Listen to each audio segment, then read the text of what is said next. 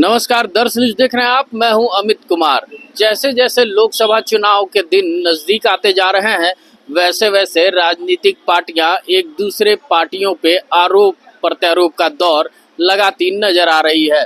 तो आज झारखंड मुक्ति मोर्चा के महासचिव सुप्रियो भट्टाचार्य ने भी आज एक प्रेस कॉन्फ्रेंस किया और बीजेपी पे सीधे तौर पे निशाना साधते नजर आए।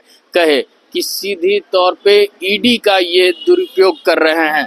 जिन जिन चुनाव में प्रत्याशियों के नाम घोषित होते हैं, उनके उनके घर ईडी का छापा दिया जाता है और ईडी की कार्रवाई तेज हो जाती है। ऐसे में चुनाव में लड़ने वाले प्रत्याशी अब चुनाव लड़ने से घबरा रहे हैं। तो क्या कुछ कहते नजर आ रहे हैं सुप्रियो भट्टाचार्य, आइए सुनते हैं। लोकसभा चुनाव का जो औपचारिकता है, उसका प्रथम चरण का जो नामांकन की प्रक्रिया वो अब समाप्त हो गई है और देश में चुनाव की जो आचार संहिता कुछ दिन पहले से लागू थी, अब चुनाव के प्रक्रिया में आ गई। इस बीच में सुप्रीम कोर्ट का जो ऐतिहासिक फैसला आया इलेक्टोरल बॉन्ड पर और विपक्ष पर जो ईडी के छापे पड़े कार्रवाई हुई,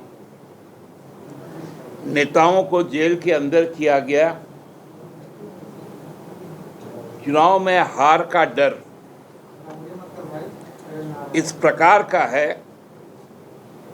कि अब तो विपक्ष के प्रत्याशी के नाम की घोषणा होती है तो तुरंत ईडी उसके दरवाजे पर पहुंच जाता है। ये हम लोगों को कल महाराष्ट्र में देखने को मिला।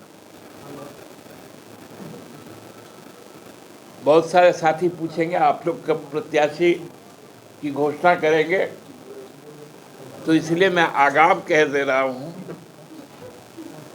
कि जहां हम लोग अपना प्रत्याशी का नाम का घोषणा करें, फिर ईडी ना पहुंच जाए, क्योंकि अब तो बहुत सारे लोग चुनाव इसलिए नहीं लड़ना चाहते कि वो ईडी के रडार में नहीं आना चाहते, और कुछ लोग ईडी के रडार से बचने के लिए भी चुनाव लड़ रहे हैं। दोनों बातें। लेकिन जो सबसे बड़ी खबर है, वो खबर है कि देश की जो फिनांस मिनिस्टर है, उनके पति पराक्कल प्रभाकर, जो देश के 10 सर्वश्रेष्ठ और प्रसिद्ध अर्थशास्त्री हैं, उस श्रेणी में आते हैं। अर्थशास्त्र में उनकी पकड़ का लोहा पूरी दुनिया मानती है। हम लोगों को गर्व है कि अमर्त्य सेन का, अभिजीत बैनर्जी का, डॉक्टर मनमोहन सिंह जी का, प्रभाकर जी का ये देश, ये इलेक्टोरल बॉन्ड के समय ही इन लोगों ने जो बातें कही थी कि दुनिया का सबसे बड़ा स्कैम होने जा रहा है, वो बातें अब सही साबित होने लगी। हम लोगों ने देखा था छत्तीसगढ़ के चुनाव में महादेव ऐप के नाम पर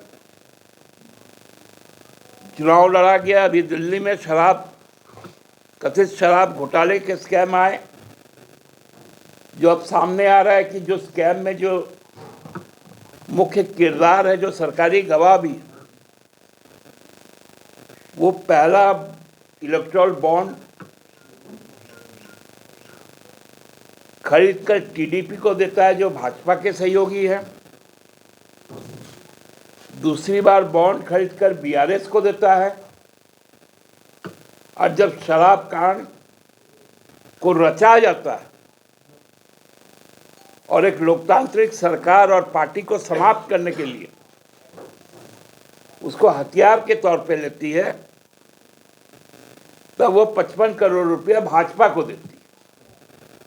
तो अभी आपने देखा सुप्रियो भट्टाचार्य क्या कुछ कहते नजर आ रहे थे। वो प्रेस कॉन्फ्रेंस में बीजेपी पे तो निशाना साधते नजर आ ही रहे थे, साथ में दिवंगत दुर्गा सोरेन की पत्नी सीता सोरेन पर भी निशाना साधते नजर आ रहे थे।